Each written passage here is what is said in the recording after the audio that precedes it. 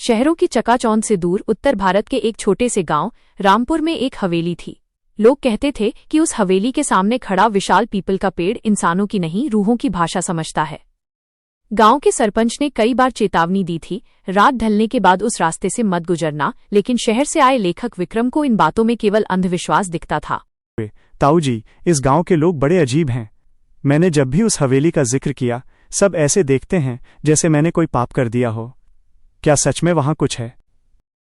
बेटा, जो चीज मौत के बाद भी अपनी जगह नहीं छोड़ती, उसे कोई खाली नहीं कह सकता।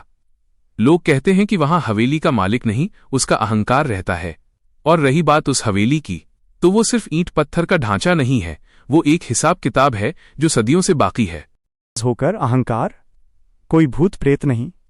ताऊ जी, मैं लेखक हूं, मुझे कहानियों का शौक है, लेकिन इन डरावनी बातों पर यकीन करना थोड़ा मुश्किल है।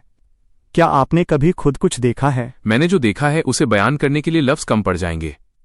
पर एक बात याद रखना बेटा, उस हवेली के सामने जो पीपल का पेड़ है, उसकी जड़ों ने बहुत कुछ पी रखा है। रात को वहां मत जाना, क्योंकि अंधेरे में इंसान को सिर्फ वो दिखता है जो वो देखना चाहता है, और वो हवेली तुम्हें वही दिखाएगी जो तुम्हारा डर है। शायद आप सही कह रहे होंगे ताऊ जी, लेकिन आज रात मुझे उस हवेली के कुछ शॉट्स लेने हैं।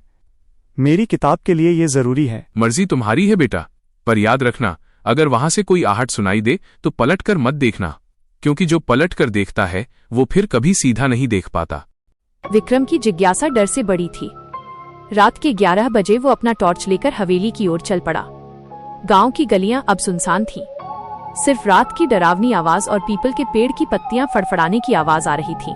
दृश्य: विक्रम हवेली के बड़े और जंग लगे लोहे के गेट के सामने खड़ा है। चारों तरफ घना अंधेरा है। वो अपनी टॉर्च ऑन करता है और उसकी रोशनी हवेली की दीवारों पर पड़ती है। विक्रम: हवा बहुत ठंडी है और यहाँ का सन्नाटा अजीब है। ऐसा लगता है जैसे पूरा गांव सो रहा है, लेकिन ये हवेली जाग रही है। तभी उसे कहीं से पायल की छन छन सुनाई देती है। वो रुक जाता है। विक्रम के कदम अचानक ठहर जाते हैं। हवेली के सन्नाटे में वो छन छन की आवाज बहुत साफ और दिल दहला देने वाली है। कौन है वहां? मैं बस एक लेखक हूँ, कोई चोर नहीं। कोई जवाब नहीं आता, लेकिन पायल की आवाज रुक रुक कर अब ऊपर की मंजिल से सुनाई दे रही है। विक्रम ने जब अपने सामने वाली दीवार पर एक परछाई देखी तो उसके होश उड़ गए। विक्रम के हाथ से टॉर्च लगभग छूट ही गई थी। ये मजाक नहीं है, कोई सामने क्यों नहीं आ रहा? वो हिम्मत जुटाकर तुमने पूछा था ना कि मैं यहाँ क्यों हूँ विक्रम? मैं वो याद हूँ जिसे तुमने आज फिर से जगा दिया है।